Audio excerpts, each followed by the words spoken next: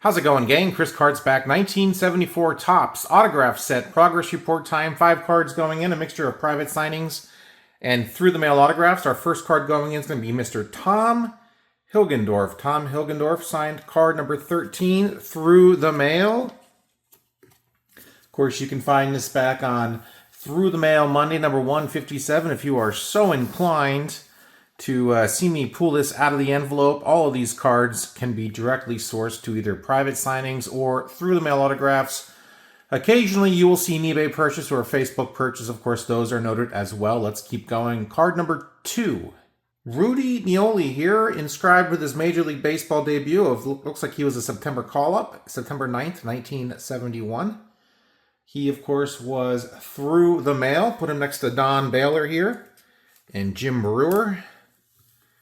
Don Baylor is signed very faintly. Might need to replace that one day. I do believe that was an eBay purchase. Next card going in, a very expensive card with a JSA on the back. Witness auto of Johnny Bench and Carlton Fisk. Fisk was $65 through the mail. Bench is 140, private signing video number 14.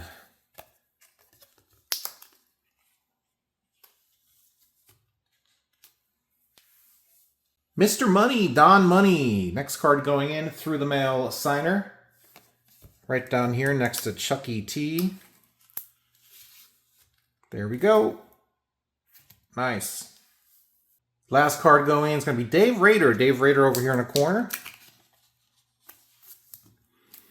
Al Kaline. Do I have an autographed Al Kaline 1974 Topps card? No. I've got some Topps Living cards. I got a few other cards signed by Kaline through the mail.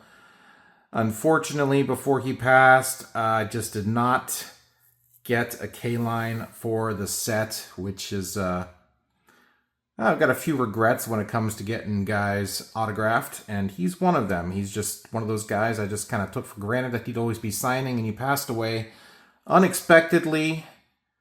And that's a bummer, because that's going to probably be some money. Instead of $10 or whatever he costs through the mail, it's going to cost who knows what. But he did sign a lot. I got that going for me.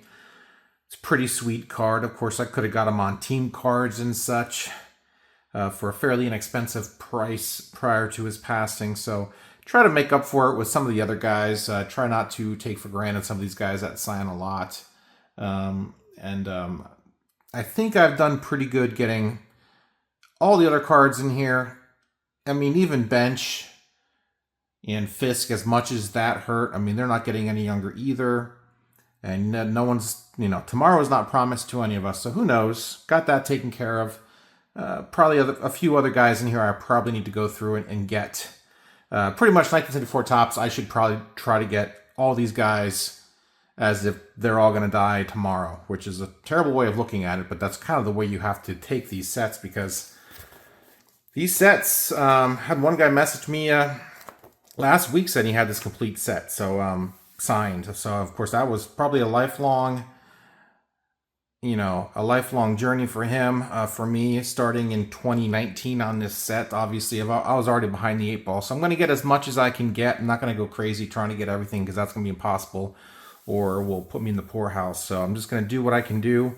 And as I've always said, collecting, you make the rules when it comes to your own collection. You do whatever you want to do when it comes to collecting. So what I'm going to do with these sets, get as many as I can get signed until I hit a brick wall and I can't get any more signed. And I'll keep an eye on eBay and some other stuff, and Facebook perhaps. And, from there on out, we'll see hopefully a nice slow progression on these sets.